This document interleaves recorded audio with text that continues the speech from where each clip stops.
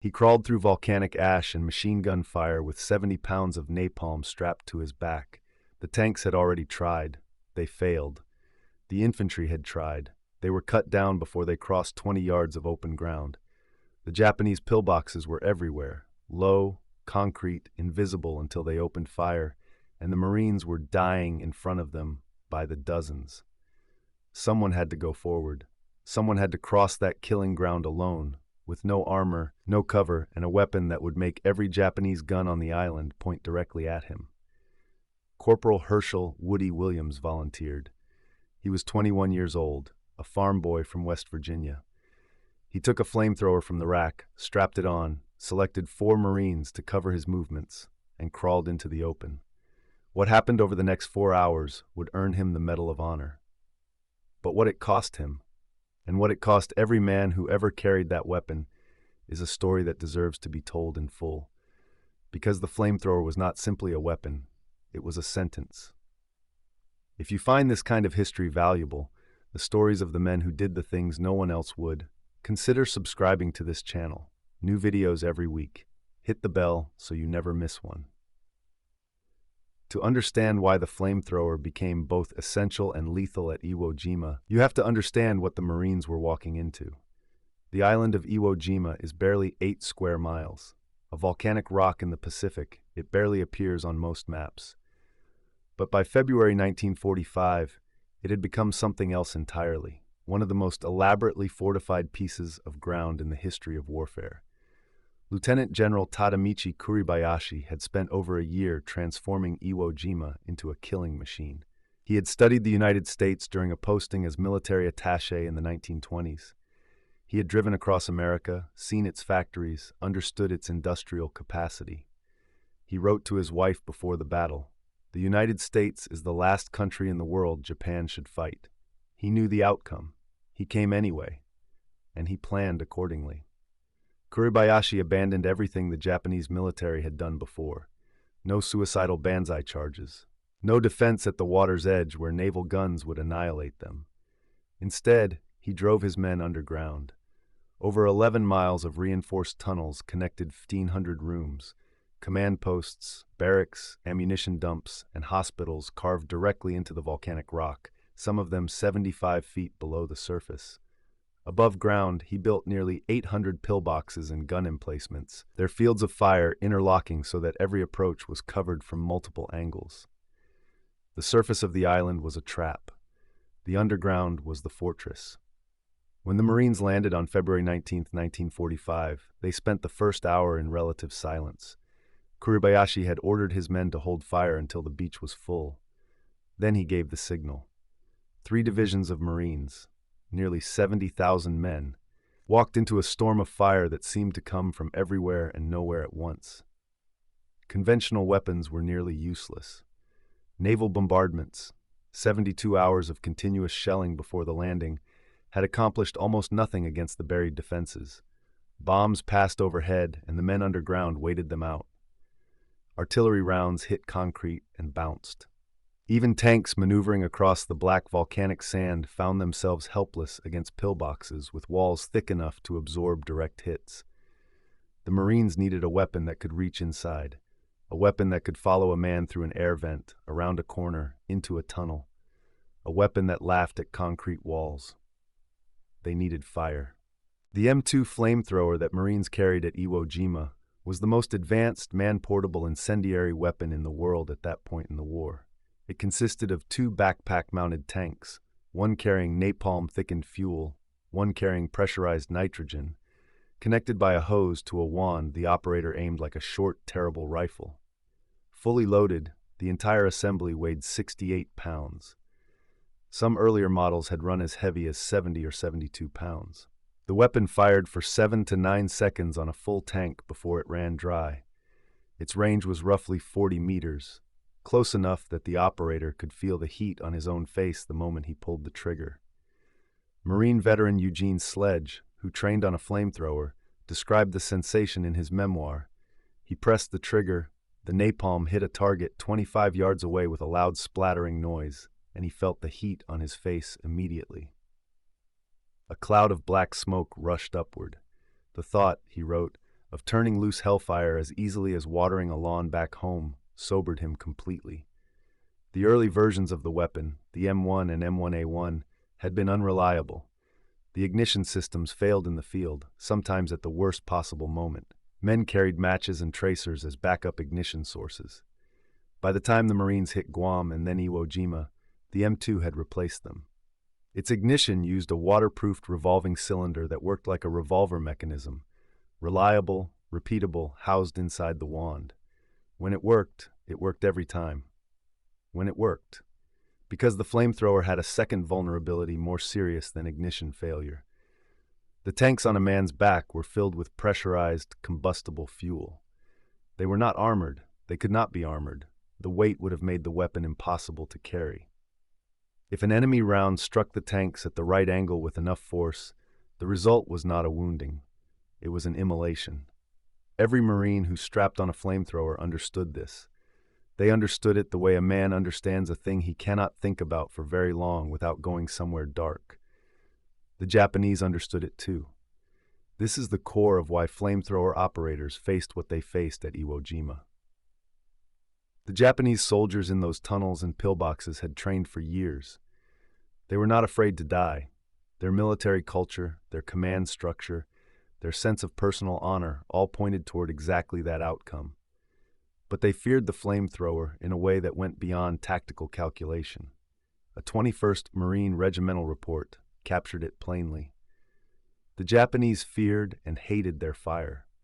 When they saw one of our flamethrowers advancing, they concentrated their weapons on him. Every gun available, every rifle, every machine gun that could be swung onto that target. The moment a Marine stood up with that unmistakable backpack silhouette, he became the single highest priority target on that section of the battlefield. One Marine Corps flamethrower unit at Iwo Jima suffered a 92% casualty rate over the course of the campaign. Military statisticians, looking at the pattern of attrition, estimated that the average lifespan of a flamethrower operator in active combat on the island was approximately 4 minutes. Medal of Honor recipient Woody Williams himself, speaking decades after the battle, put the estimate at about 5 minutes. 4 to 5 minutes. Less time than it takes to read this script aloud. These were not men who didn't know the odds. They knew exactly. And they went forward anyway, because without them, the Marines didn't move.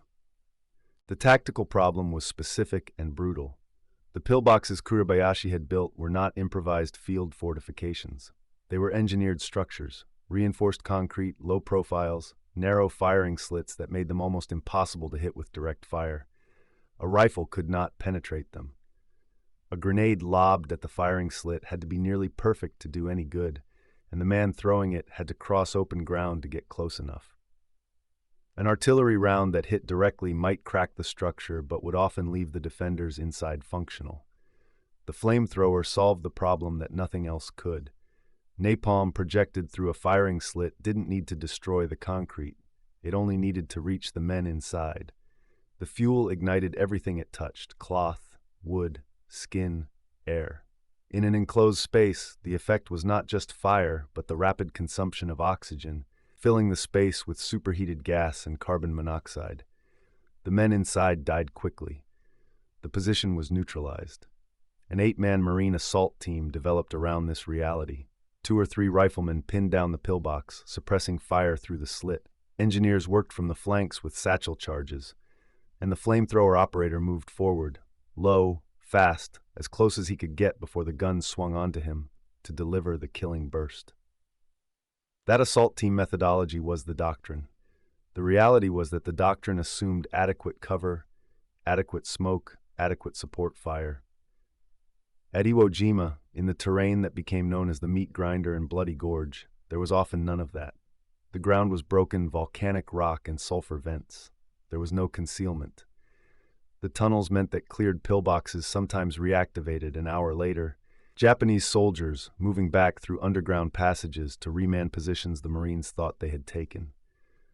Some flamethrower operators went through 6 separate weapons in a single day, returning to the rear, taking a fresh tank, crawling forward again into the same killing ground. Woody Williams did exactly that on February 23, 1945. That morning, the Marines of the 21st Regiment were stopped cold. They had been on the island for 2 days. The flag raising on Mount Suribachi, the most famous photograph of the entire Pacific War, would happen that same afternoon, 1,000 yards to the south. But in Williams' sector, there was no flag, no photograph, no moment of triumph. There was only a network of concrete pillboxes pouring machine gun fire into Marines who could not move forward and could not stay where they were. Williams' company commander asked if he could do something about it. Williams was a demolitions sergeant, trained not just in the flamethrower but in the placement of explosive charges against hardened fortifications. He selected 4 riflemen to provide cover. He strapped a flamethrower to his back, and he crawled toward the enemy positions. His Medal of Honor citation, issued by the United States government, describes what happened next in language that, even in its formal military phrasing, communicates something close to disbelief.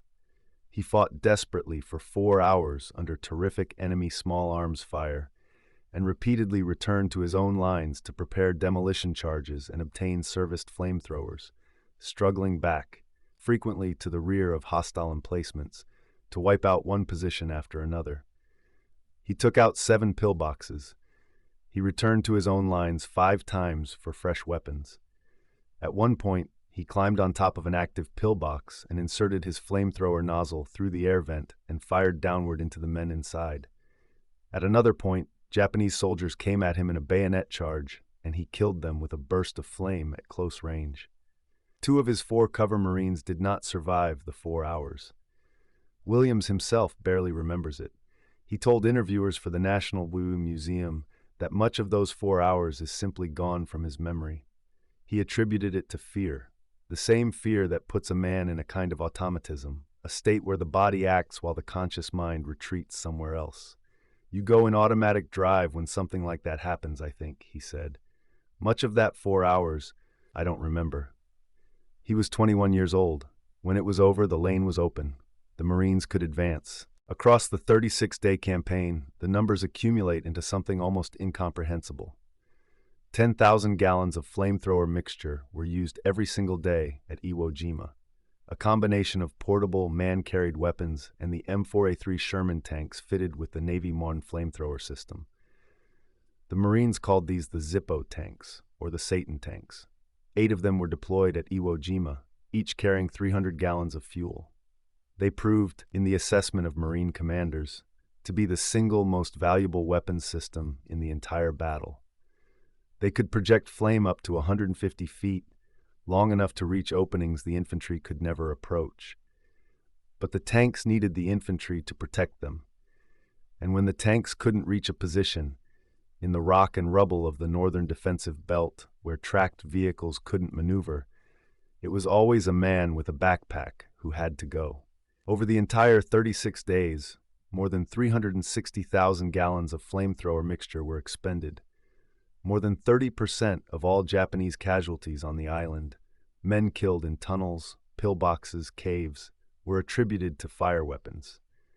Not to rifles, not to artillery, not to naval bombardment, to the men who crawled forward through machine gun fire and pressed a trigger. Of the 27 Medals of Honor awarded at the Battle of Iwo Jima, the highest concentration of that decoration in any single engagement of the entire war, 12 were for actions directly related to destroying enemy fortified positions. Flamethrowers and demolition charges, again and again. Only 6 of those 27 men survived the battle to receive their medals in person. Major General Clifton B. Cates, who commanded the 4th Marine Division at Iwo Jima and would later become Commandant of the Marine Corps, said after the battle that he could not think of a more inhumane weapon than the flamethrower. He said it without regret, without hesitation.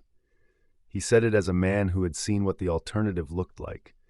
Marine infantry trying to cross open ground against interlocking machine gun fire from fortifications that couldn't be reduced any other way. The battle cost the United States nearly 7,000 killed and more than 19,000 wounded. It is, to this day, the bloodiest battle in Marine Corps history. It is the only engagement in the Pacific War where American casualties exceeded Japanese casualties. After the war, the men who had carried flamethrowers at Iwo Jima came home the same way everyone else did, on ships, in uniform, into a country that didn't know quite what to do with what they had seen and done. Many of them said nothing for years, decades. The nature of what the flamethrower did, what it looked like, what it sounded like, what it smelled like, was not something that translated easily into conversation at a dinner table or a 4th of July barbecue.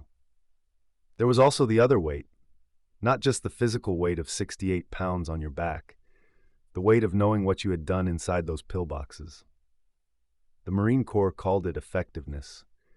The Chemical Warfare Service in 1944 had issued internal documents calling the flamethrower a form of mercy killing, arguing that the deaths it caused were quick and painless due to oxygen depletion and carbon monoxide poisoning.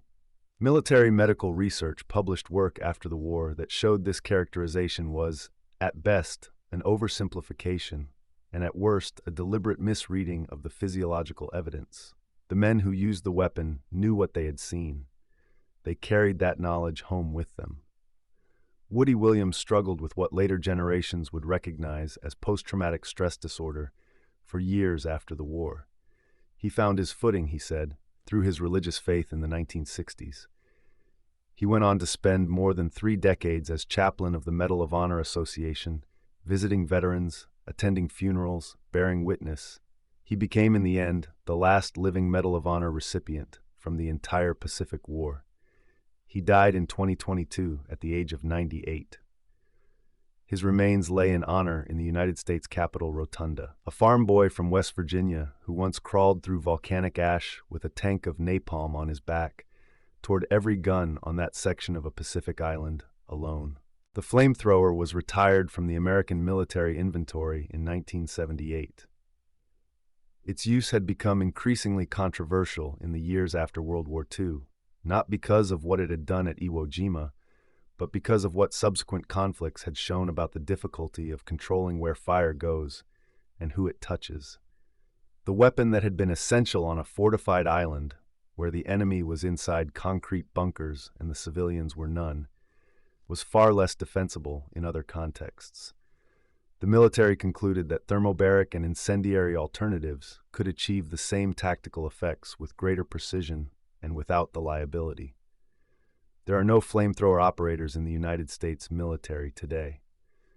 The men who carried those backpacks at Iwo Jima are almost entirely gone now. The youngest of them would be in their late 90s. The last one to hold a Medal of Honor died 3 years ago. What they did in 36 days on 8 square miles of volcanic rock remains one of the most remarkable feats of sustained courage in the history of American arms. Not because they won a medal, not because they survived. Most of them didn't survive or came home with things inside them that never healed, because they knew exactly what they were volunteering for. They knew about the 4 minutes. They knew that the tanks on their backs were not armored. They knew that every Japanese gun on that section of the island would turn toward them the moment they stood up, and they strapped it on anyway, because if they didn't, the Marines behind them couldn't move. And if the Marines behind them couldn't move, they couldn't take the island. And if they couldn't take the island, the bombers couldn't reach Japan with fighter escorts, and the war dragged on, and more men died somewhere else instead. They understood all of that. They were 20 years old, 21, 22, and they understood all of that. That is what courage looks like when it is stripped of ceremony and seen for what it actually is. Not the absence of fear, but the decision to move forward in spite of it. With the weight of the world on your back and a tank full of fire in your hands across ground that is trying to kill you, toward a concrete wall with a slit in it, 4 minutes at a time. If this story mattered to you, if you think these men deserve to be remembered, subscribe to this channel, leave a comment below, and share this video with someone who needs to hear it. These stories only survive if we keep telling them.